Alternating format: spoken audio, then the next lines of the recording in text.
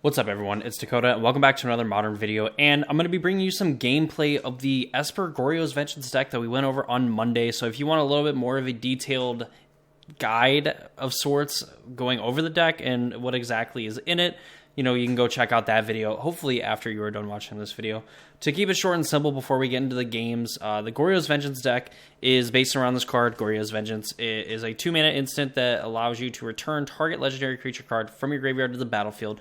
Gains haste, you exile it at the beginning of the next end step, and you're looking to get something like a Grizzlebrand or an Atraxa into your graveyard, so then you can get it back with Goryo's Vengeance and then end up drawing a bunch of cards either by activating Grizzlebrand or Atraxa's Enter the Battlefield ability to look at 10 cards and then get one of each card type among them into your hand. To do this, we are using cards like Faithful Mending and Tainted Indulgence. For 2 mana, you're going to draw 2 cards. With Tainted Indulgence, you're going to discard 1 card, and Faithful Mending, you're going to discard 2 cards and gain 2 life. It also has flashback on it, so it's a little bit better if you miss on this because you're going to be able to flash it back, presumably on the next turn, by getting to look at some extra cards. There's also, I'm not even going to attempt to pronounce this card, but the Archaeologist. As a 2-mana 0/3, enters the battlefield, you mill 3 cards, and you can put a non-creature non-land card from the milled cards this way into your hand. And if you don't, put a +1/+1 counter on it. So it can either be a 1/4 if you miss, or you just decide you don't want to return anything, or it can kind of help, fuel 2 different parts of the deck where you're going to have an extra look for something like a Goryo's Vengeance and potentially mill an Atraxa or Grizzlebrand. There's also this secret option, and I think probably more than likely it happens most of the time. If you do not immediately have kind of like this setup where you can discard one of these 2 fatties to a discard spell and then Goryo's Vengeance on the second or third turn of the game, you're looking at a Grief plus Ephemerate package, which is something reminiscent of Rakdos scam decks where they would evoke their Grief, they would Thoughtseize you with that Grief, and then they would take your card, and then they'd not dead after all, get it back. They have a 4 power thing, and then they took your 2 best cards. While this is not nearly as good because the clock is going to be a lot longer for them because Grief is going to be at 3 power instead of 2.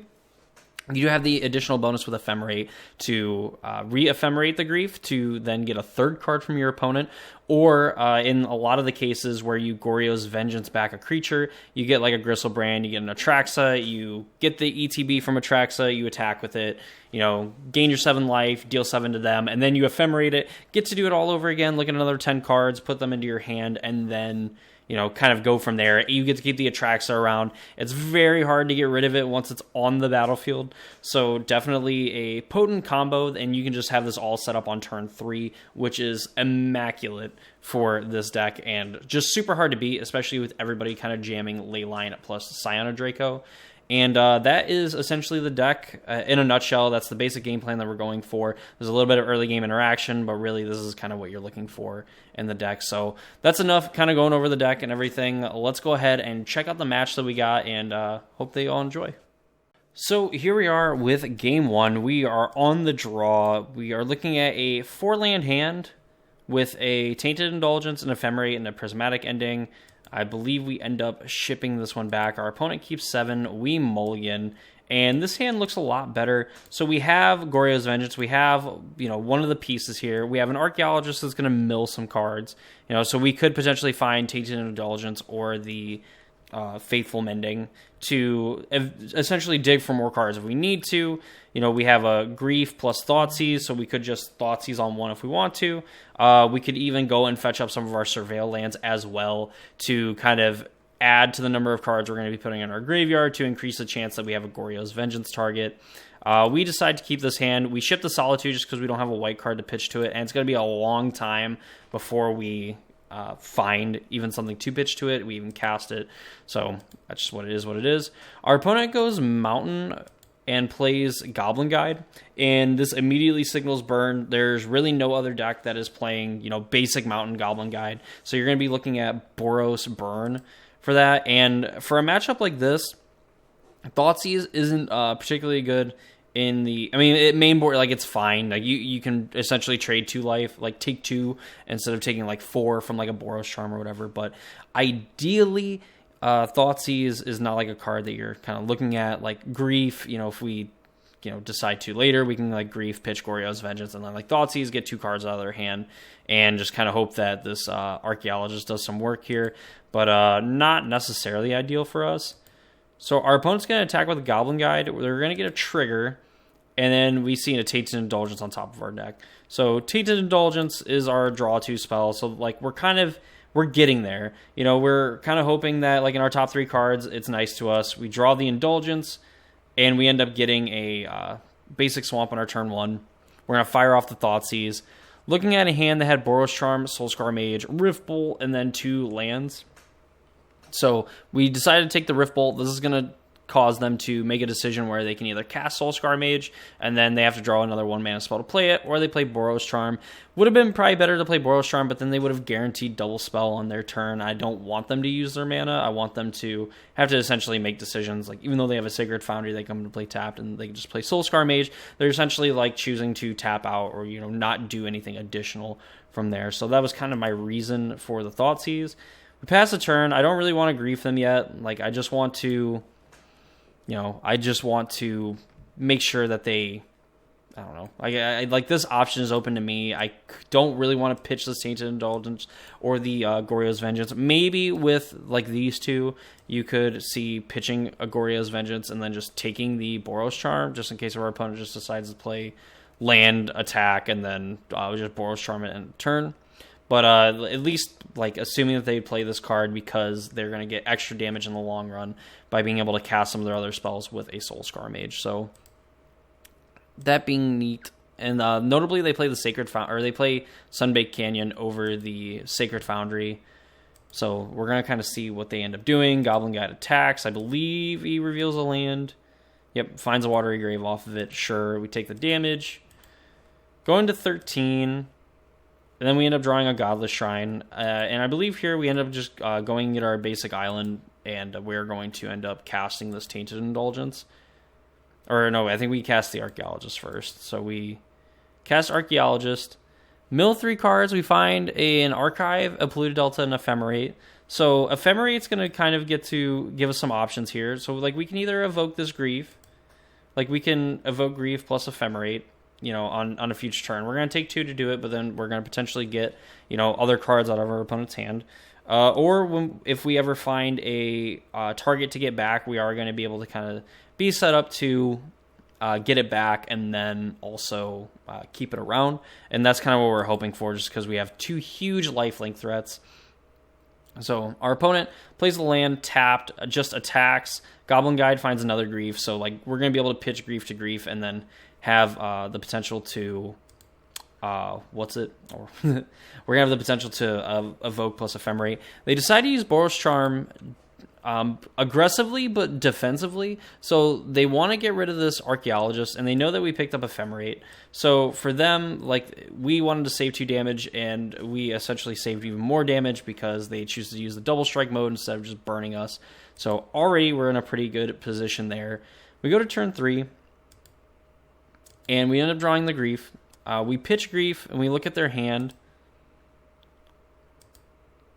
So we see another Boros Charm. So we're going to take Boros Charm. They have a Sunbaked Canyon, which is not ideal because they're going to get to potentially turn that into a card later. And we're at a pretty low life total. We're essentially going to at least 7 off of this attack, if not more. So when we decide to play this land tapped, we're going to hope that the Tainted Indulgence finds us a creature that we can put into our graveyard that we can get back Goryo's Vengeance. They top deck a Lightning Helix after playing their Sunbaked Canyon. So then they're going to get to attack. We draw another land, which will give us another look at potentially finding a threat because we can go get a 3rd Surveil land. So we're going to be able to Tainted Indulgence and hopefully find a threat.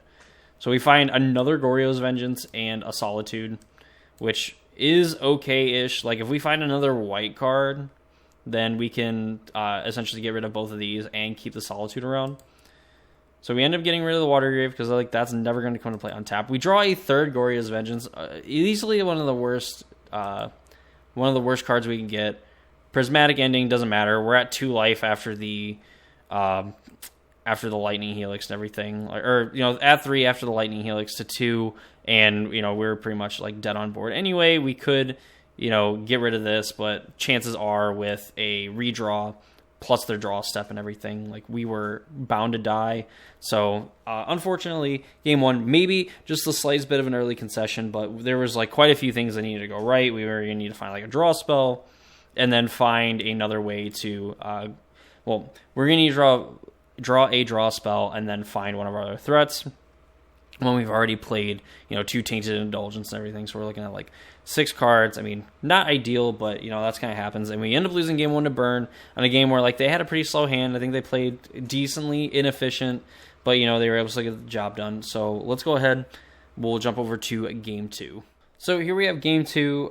This hand, we have everything that we could want to mill with no way to actually mill our opponent. In this game, we did bring in Celestial Purge. We wanted to, at least I kind of wanted to prioritize hitting things like their like red spells and stuff. Like if they play like an Eidolon, we have a bunch of cheap spells. Like, yeah, like Eidolon's not going to matter if it deals like 4 damage to us. If we Tainted Indulgence and then Goryo's Vengeance, bring it back. Even if we end up dealing more damage with like Ephemerate and stuff, like I just want to be able to deal with some of the problematic like red permanents that our opponent could be playing. We ended up taking out a Prismatic Ending, and I want to say that there was and a Solitude as well to bring in 2 Celestial Purges. There was a debate between myself to bring in Force Negation for the potential spells, but they have a decent amount of stuff that I can just play on our turn anyway that I want to be able to protect against, so I just left these in the sideboard. There's probably some consideration for some other cards. We took out some Thoughtseizes as well, and these to bring in Purges, and another card that, of course, I cannot remember off the top of my head. We'll have to check after, but this hand we can't keep, no lands. This hand, we look at it, and we have Goryo's Vengeance, Ephemerate, and we have a Tainted Indulgence, so like kind of like another hand that we have. We have a Prismatic Ending, so we can just kind of hit a 1-drop if possible here. We end up putting the Force Negation to the bottom, and we just kind of keep a hand that's going to be able to combo. This is going to be able to find a Surveil land as well to kind of help us to potentially dig for something. Our opponent plays a Monastery Mentor, which is better or worse, depending on who you are, honestly.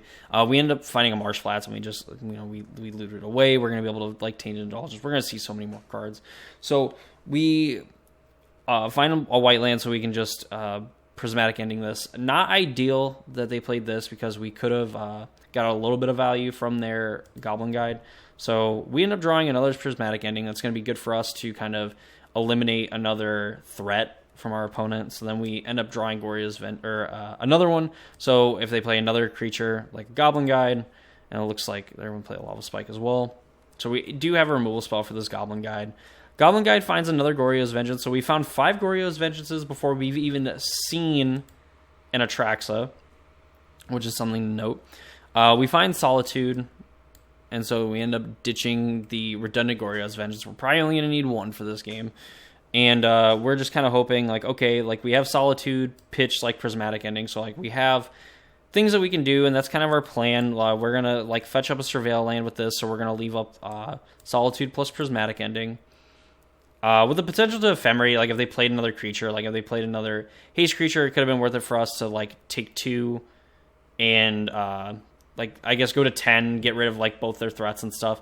We had the potential to save this. I chose not to. I just let it die to Lightning Bolt and get rid of it. And then this is where our opponent, in a way, screwed up a little bit. So they play Rolling Vortex, and it's turn 3. They're not going to be able to leave up mana to pay red. So this is going to give us a window to potentially kind of out this. So we take 1. We have 3 mana. We have a way to Goryo's Vengeance something back. While we're not going to be able to keep it, if we find it, it's not the worst thing in the world. Like if we're able to go up to 13, then back down to 11, find like find an Atraxa or a Grizzlebrand, and then kill our opponent with it. But we don't find it here. We just find 2 more lands. Story of my life. We end up discarding 2 lands, and then we end up playing the Hedge Maze to surveil a threat, which we actually find a Grizzlebrand. So unfortunate that we were, not a card deeper. But of course, we put that in the graveyard, and we're going to have a little bit of a benefit here. So we're basically hoping our opponent doesn't draw any gas. We're going to have Grizzlebrand to be able to attack for 7, and then Ephemerate it to leave it untapped as a blocker. Now, our opponent plays Elegant Parlor. They surveil, they keep 1 on top. Then they spend 3 mana to play Browbeat. Now, this card isn't normally played in Burn. In fact, I don't think it's necessarily like a playable card. They ended up like playing a weird variant of Burn, and then they just had all the weird cards like at the back half of this game, and then we'll see in game 3, because when you're playing a card like this and we're set up to get a Gristlebrand back, and you have a Rolling Vortex in play, you're going to be in some trouble. So we take 5 from Browbeat. They're going to keep 1 card in hand, which we are totally fine with. Our opponent's going to put us to 7 with the Vortex, and it's essentially not going to matter what we draw. We draw a Hallowed Fountain, sure. We have a Faithful Mending in our graveyard that we can flashback at some point. We could even technically do it now and kind of like net on mana, but we're going to want to keep the Grizzlebrand around. So we end up attacking. Our opponent, having left the shields down, and this is kind of like a key way of like punishing your opponents, even though like this was like for the most part face up, especially since we also ditched the Goryo's Vengence, our opponent probably could have gathered that we were playing something like that we had kept another Goryo's Vengeance. So something to keep in mind is like some context clues as to like what your opponent's doing. So they essentially played like into this, and we're going to ephemerate it. We're going to get it back untapped. We're going to play this land tapped, and we're going to pass the turn. Gristlebrand does not get exiled by the Goryo's Vengeance trigger. So our opponent's at 7.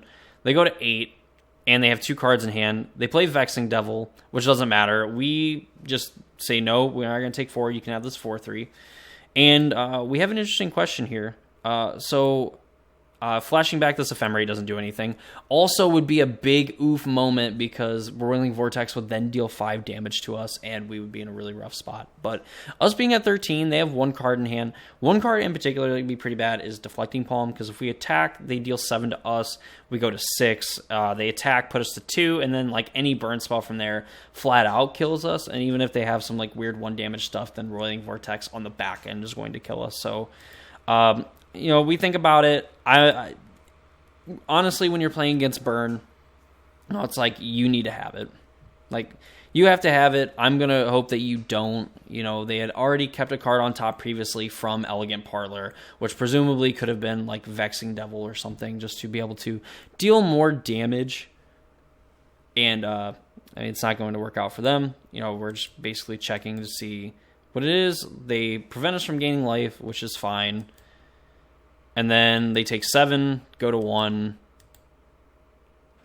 and then, we Tainted Indulgence, have an Ephemerate, we have an untapped Gristlebrand now, and our opponent draws, goes to their upkeep and dies to their Unrolling Vortex. So, pretty tight game 2. Again, we just kind of spun our tires. We saw 22 cards in our deck, and we finally found like a Grizzlebrand.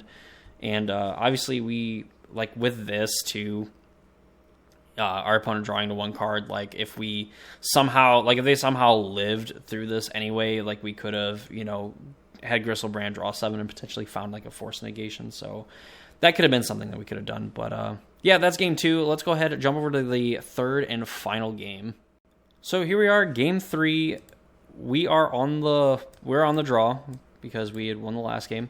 This hand does nothing technically, but with all these Archaeologists, we're going to be able to kind of block for days. Ephemerate is going to either be able to bounce one of these, or flicker it, whatever, and put it back into play and potentially lead us to hopefully milling a threat plus getting a Goryo's Vengeance. So just on this, I think it's worth trying to keep. I know our opponent's trying to play fast. We're not playing anything on turn 1. Polluted Delta is going to be able to fix our mana by also going and getting a Surreal Land to potentially give us some more looks at some mill. And look at that. We have a Goryo's Vengeance on top because of this Goblin Guide, so we're going to play Delta and pass. Our opponent's going to play their second land, play a Swift Spear, whatever. We kind of want them to be on this creature-heavy draw. We go and look at that. We Surveil and Atraxa into our graveyard. That is probably one of the best things we can do. We draw an Atraxa for turn. So we can just Goryo's Vengeance now, but there's some long shots where we could die, where if our opponent has like land, burn spell, that's 3, 6, 9, 13, 15 damage that they have in play. But then they would have to do it through an Archaeologist, and I don't think that's necessarily possible, so we play 1, and we find like a Tainted Indulgence, so we'll be able to put Atraxa back into our graveyard, or an Atraxa into our graveyard. Have too many cards in hand, so we discard a Polluted Delta. Our opponent plays a Vexing Devil. Sure, whatever. We're about to have an Atraxa in play. You can have a Devil. So we're not in any danger of dying. We find a Grief. So we're going to be able to do two things here with this play. So we have a Grief. As you can see, we're going to exile a black card to the Grief to just check our opponent. They're leaving up 2 mana. We need to figure out what the heck they're going to do. I think that this is potentially a mistake. But they have Boros Charm Skullcrack, and they decide to not cast the Skullcrack. So, and they see that we have an Atraxa in our graveyard.